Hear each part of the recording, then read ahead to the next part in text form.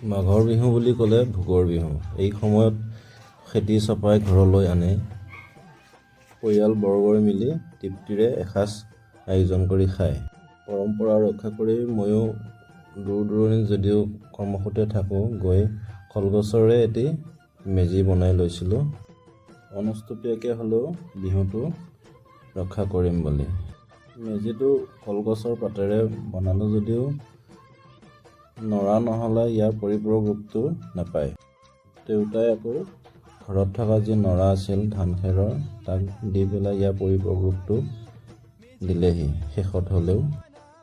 মাছ মাংসৰ পৰা নানান খাদ্যৰ সমাৰোহ হয় এই বিহুটোত যদিও আমি আকৌ অতীজৰে পৰা ইয়াক মাছৰহে প্ৰাধান্য দিওঁ। গতিকে ৰাতিপুৱাই গৈ এটা ডাঙৰ ভকুৱা মাছকে কিনি লৈ আহিলোঁ।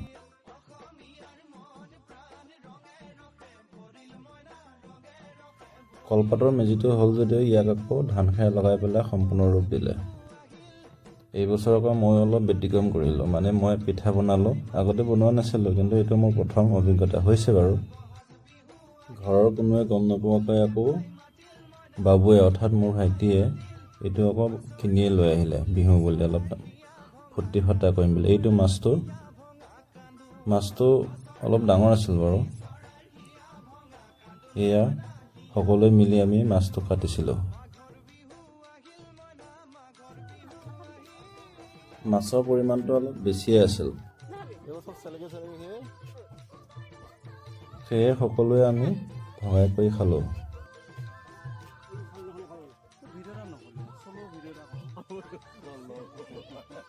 সেইটো আমাৰ ঘৰৰ গুণ্ডাটো। মাছ মাংস ঘৰত থাকিলে সি অলপ বলিয়ামি কৰি দিয়ে। ৰাতিৰ সাঁজটো আকৌ সকলোৱে মিলি ফূৰ্তি ফাৰ্তাৰে খাই দিলোঁ। পুৱা আকৌ সূৰ্য দেৱতাক সাক্ষী কৰি মেজিটো জ্বলালোঁ। এয়াই আছিল মাঘৰ বিহুৰ অৰ্থাৎ ভোগালী বিহুৰ একোটা অসমীয়াৰ পৰম্পৰা।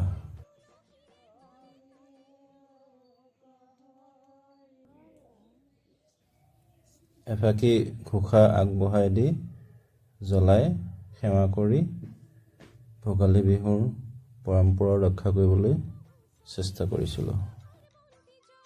মেজিৰ জুইৰ যিটো তাপ, সেই তাপটো আমি ল'ব লাগে। এই তাপটো ল'লে হেনো বেমাৰ আজাৰৰ পৰা মুক্ত থকা বুলি আগৰ পৰাই চলি অহা নীতি আছে।